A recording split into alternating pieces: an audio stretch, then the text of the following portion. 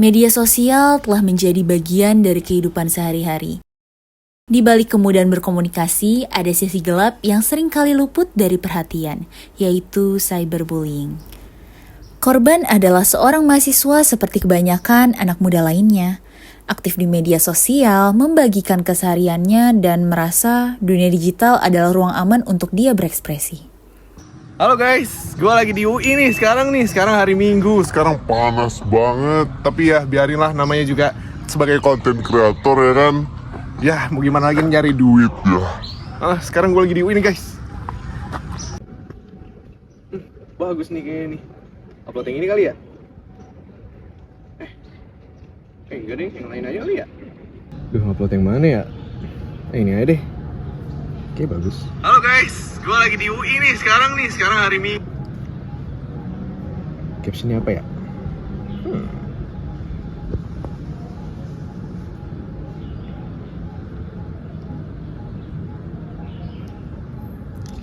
Udah bagus belum nih?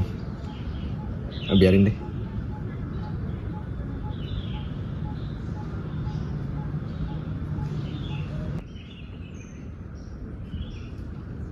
Wah, ngupload nih dia.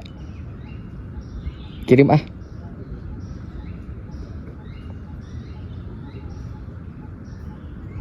Guys, sikat. Apa nih? Jailah, Boti ngepost. Boti mati, alay, kampung, cuy. Ada apa nih di grup? Kok rame banget ya? Wait, si Ali ngepost nih ikutan komen ah. Ih, apa banget.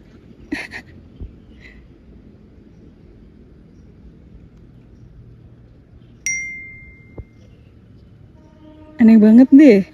Masih dia ngevlog di kampus orang. Awalnya hanya ada 1 atau 2 komentar negatif. Mungkin terlihat sepele, bahkan bagi mereka ini dianggap sebagai candaan.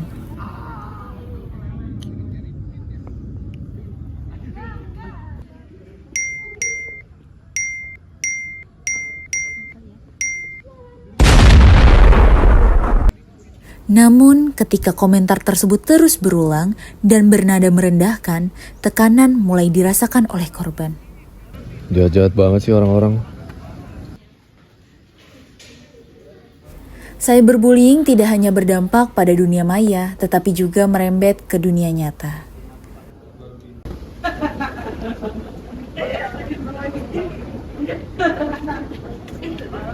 Andi, sendirian di sini. Lu ngapain Ki sendirian di sini? Gue cabut duluan deh. Mana? Kok gitu sih? Kenapa dia? Dia kenapa ya? Kok langsung cabut gitu? Iya ya, kenapa ya? Kok kayak ada masalah gitu ya dia? Orang-orang pada kenapa sih? Orang IG gua ikut campur aja. Seringkali pelaku cyberbullying tidak menyadari dampak dari kata-kata yang mereka tulis untuk kehidupan korban. Apa yang dialami korban merupakan fenomena yang umum terjadi, namun jarang disadari apa dampak psikologisnya.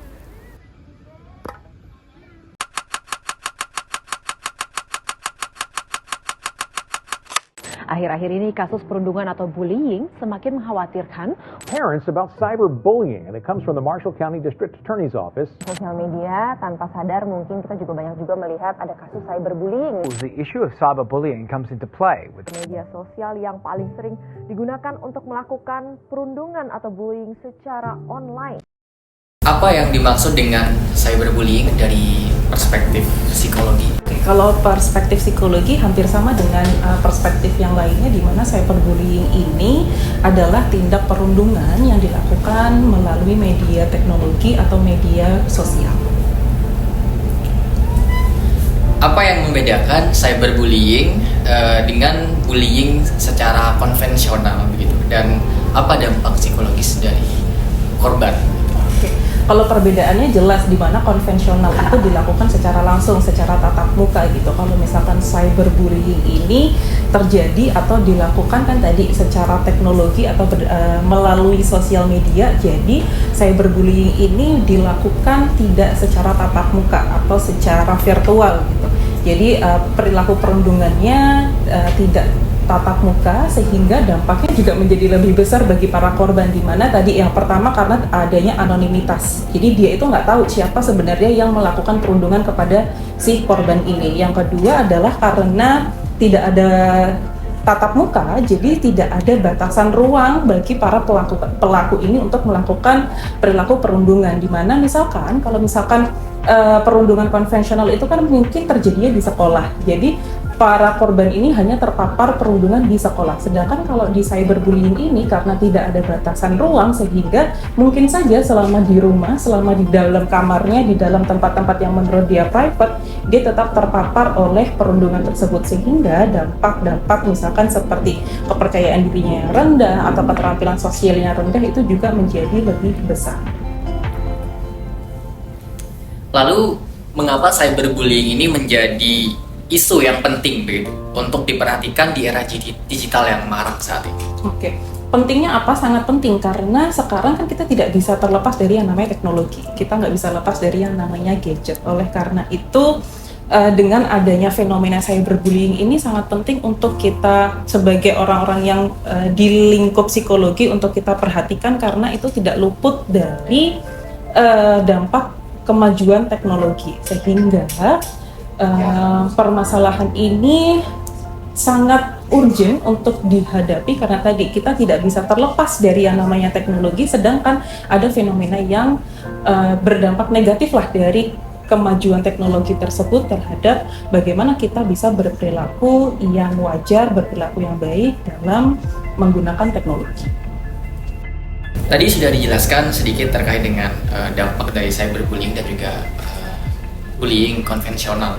Lalu khususnya untuk cyberbullying sendiri, bagaimana dampak cyberbullying ini terhadap kondisi psikologis korban? Oke, untuk dampaknya bisa jangka pendek, bisa jangka panjang. Untuk jangka pendek mungkin saat seseorang mendapatkan atau menjadi korban perundungan itu yang pertama dia merasa malu, gitu. Yang kedua dia bisa merasa kepercayaan dirinya rendah, kepercayaan dirinya menjadi menurun, motivasi hidupnya menjadi menurun, kemudian juga bisa berdampak kepada performa, baik itu performa kerja atau performa akademiknya. Untuk jangka panjang, apabila terus-menerus seseorang itu mendapatkan bullying cyberbullying ini, jangka panjangnya bisa mengarah kepada stres dan mengarah kepada depresi yang berkepanjangan. Lalu apa langkah awal yang harus dilakukan oleh korban pada saat ia mengalami cyberbullying? Oke, yang harus dilakukan yang pertama, kita tuh harus tahu dulu apakah benar kita tuh mendapatkan perilaku perundungan. Gitu. Kita identifikasi dulu apakah memang pelaku atau orang lain, pihak kedua itu memang benar-benar mau bercanda atau memang punya tujuan untuk menyakiti atau bersikap agresif kepada kita. Itu yang pertama kita harus tahu dulu. Kalau misalkan aku lagi dibully nih gitu, atau aku lagi nggak dibully jadi ya santai aja. Kalau misalkan kita merasa kita sedang dibully gitu, yang pertama bisa dilakukan adalah kumpulkan semua bukti-buktinya. Yang kedua, kita bisa kita tuh biasakan untuk speak up, untuk ngomong, aku nggak nyaman ya dengan omongan kamu yang seperti ini gitu. Aku nggak suka ya kalau kamu ngomong bla bla bla bla bla gitu. Jadi kita speak up. Setelah kita mengumpulkan bukti, kita speak up. Kalau bisa kita langsung blokir aja si penggunanya itu. Setelah itu kita bisa menyampaikan kepada orang yang memiliki otoritas lebih, misalkan seperti orang tua, guru, dosen, atau bahkan pihak yang berwajib. Lalu siapa saja Ibu yang paling rentan gitu ya mengalami cyberbullying ini, khususnya pada tahap perkembangan apa begitu Ibu yang paling rentan gitu untuk terkena cyberbullying? Oke, untuk tahap perkembangan usia berapa orang itu rentan menjadi korban gitu ya, korban dari cyberbullying?